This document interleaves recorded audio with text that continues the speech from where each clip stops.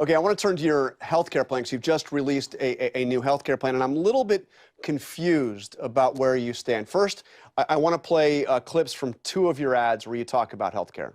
We need to move towards a Medicare for All system where every American has access to quality and affordable services. His ideas are a blueprint for a new way forward. A healthcare system with Medicare for all. But I've looked at your healthcare plan. In fact, I've got it right here. And this plan does not call for Medicare for all. In fact, it doesn't even have a public option. So why the dissonance here? We need to move towards universal health care that's high quality and nearly cost-free for Americans around the country. But reality is we have millions of Americans who are on private insurance right now, and taking those plans away from them very quickly would be untenable for many, many Americans. To me, the goal of the government has to be to demonstrate that we can outcompete private plans and then push them out of the market over time. And that's what we're proposing. But I'm confused. Your ad is explicit. Your ad says Medicare for all. Your plan is not Medicare for all. It's not even Medicare for some, because in your plan there's not even a public option. Our plan is to expand a universal health care system to all Americans. Medicare for all is not the name of a bill. Medicare for all is universal health care for all Americans. But Medicare for all is Medicare for all, right? I mean... Well, our health care plan would be based on Medicare and expanding it over time to more and more Americans. You lower the eligibility age and then you make it widely accessible. Okay, I didn't see that in your plan, but So what you just saw there was Andrew Yang being interviewed by Jonathan Karl of ABC News. And what they're talking about in that clip is Medicare for all and what Andrew Yang's position is on Medicare for all. And you might be surprised to know that it's far less than clear what Andrew Yang actually believes with regard to maybe the most important policy discussion in the 2020 Democratic primary. At the end of the day, Andrew Yang, in many of his ads and in many of his speeches, and indeed on some parts of his official website, clearly used the words Medicare for all. But when you read his specific healthcare plan in detail, it's clear that there's no real commitment to anything resembling Medicare for all. And some people have countered by saying, well, Yang believes that Medicare for all is achieved through the public option model, aka the Pete Buttigieg style Medicare for all who want it. And they say that, Andrew Yang supports a public option. But again, if you look at his very detailed healthcare plan, and there's a lot of good details in there, that's a document with some real thought put into it. I encourage you to read it. But when you look at what it says about a public option, it amounts to a throwaway line somewhere in the middle of the document. It basically says we're going to explore ways to allow people to enroll in Medicare in lieu of, enrolling in an employer-sponsored plan. And it's couched not in the language of universal dignity or social justice, or, ensuring that every American, every man, woman, and child gets the health care they need. It's couched in terms of helping employers reduce their burdens. Very much, if we have a public option, it'll be to help employers, not help citizens. It's not a good look.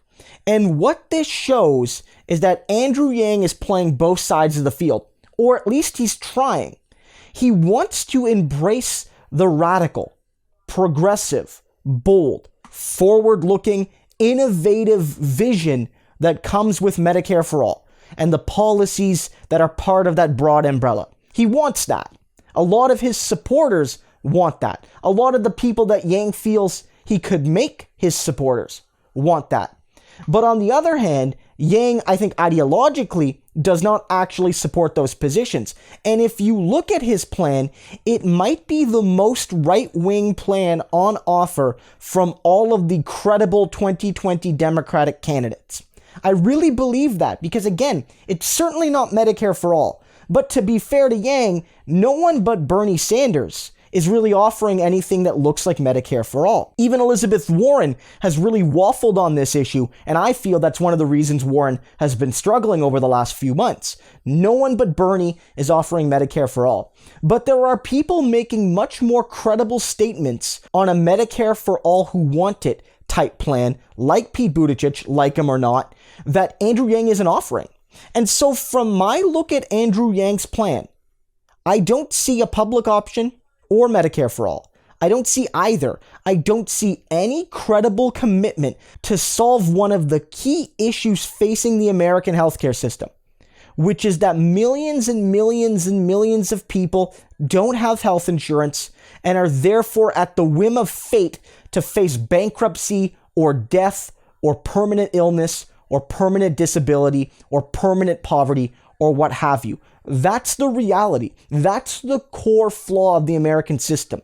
You can have a debate between public option versus Medicare for all. I'm a supporter of Medicare for all very clearly. But, at least when you commit to a public option, you're at least pretending.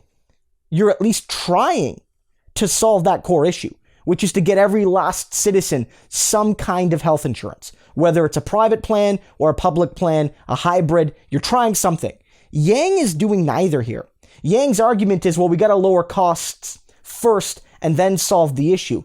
But at the end of the day, that's no solace to the millions of people who are already suffering from the high costs of healthcare. And it doesn't address the fact either that in many ways, one of the best methods to address high costs is the implementation of public options and especially a Medicare for all plan. Andrew Yang doesn't talk about that. Or if he does talk about it, he's not actually committing to it in writing. And so I think this is an important factor.